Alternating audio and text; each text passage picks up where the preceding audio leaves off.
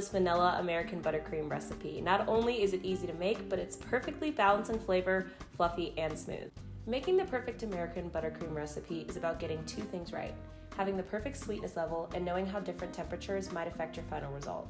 When a frosting is too sweet, it can ruin the whole dessert experience. You'll find that this truly is the perfect buttercream recipe because it balances the flavors very well.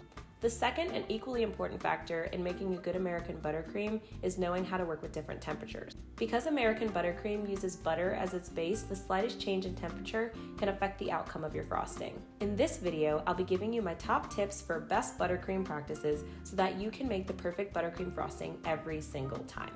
Tip number 1, make sure that you cream it enough. Oftentimes, many issues can be eliminated if you cream your frosting enough in your hand or stand mixer. Cream it for at least 2 minutes on medium to high speed to incorporate enough air. This will ensure that your frosting comes out light, airy, and fluffy. Now, the absolute best tool to make your frosting is a KitchenAid mixer. It's definitely an investment, but a worthy one. There's just something about the sturdiness of the paddle attachment that's able to whip air into your frosting and your cake batters that, in my opinion, a hand mixer just can't accomplish. With that being said, a hand mixer certainly can get the job done, and I still use mine often. It's my personal philosophy that if you want to start baking, you need to start with the tools that you have, and then slowly over time you can build up your tool supply. That's exactly how I did it.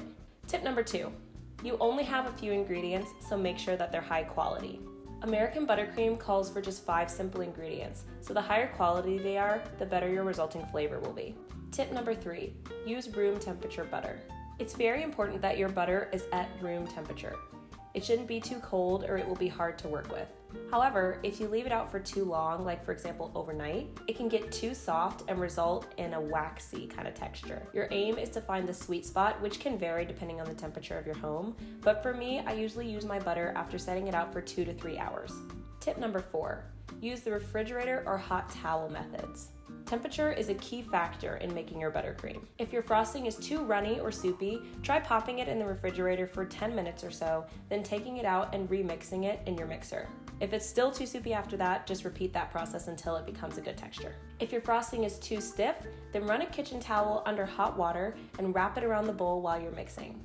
Both of these methods work to regulate the temperature of your buttercream to get it to the perfection that you're looking for. Now, the process of actually making the buttercream is fairly simple, especially if you utilize the tips that I just mentioned. We start by beating our room temperature butter on medium speed with a hand or stand mixer fitted with the paddle attachment until it is smooth. I like to do this for about 30 to 45 seconds. This will start the creaming process before we even add any powdered sugar. Next, add in your powdered sugar cup by cup while mixing on a low speed. Do this carefully, it can make a mess. I like to scrape down the sides of my bowl to ensure that all of the powdered sugar and butter are mixing properly. Increase the speed to medium once most of the powdered sugar is incorporated and add in vanilla extract, salt, and heavy cream. Once the added ingredients have been incorporated, continue mixing the buttercream on medium to high speed for 2 to 3 minutes until the frosting has lightened in color and is fluffy. This step is crucial and can be the difference between dense and fluffy or yellow and white buttercream. After a few minutes of mixing, you should have a gorgeous and delicious vanilla frosting. Just make sure you're not like me and don't drop a huge glob of frosting onto your mixer.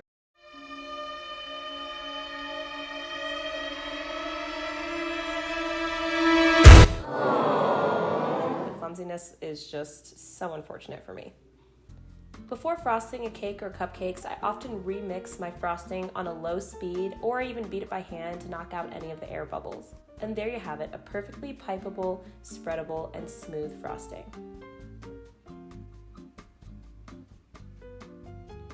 Now you can make the frosting in advance and store it in an airtight container in the refrigerator for up to 1 month or in the freezer for up to 3 months if necessary.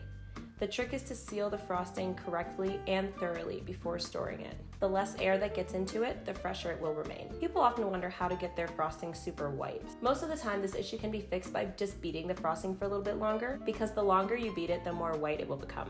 However, if you beat it for a few minutes and it's still not the white color that you're looking for, you can try adding just the tiniest drop of purple food coloring. Purple and yellow are opposites on the color wheel, therefore they will cancel each other out and create that white that you're looking for. This frosting also colors beautifully.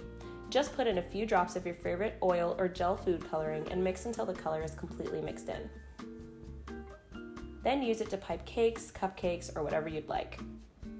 If you're looking for a good cake recipe to pair this frosting with, try my classic vanilla layer cake that I'll link right here. Thank you for joining me for this baking tutorial today. If this video was helpful for you, be sure to leave a comment, like this video, and subscribe to my channel so that you can be notified when I post more recipes or tutorials like this one. I post baking videos every other Sunday, so be sure that you subscribe so that you can continue to bake with me. Also, don't forget to follow me on Instagram at Karis's Corner. That's Karis with 2 S's Corner.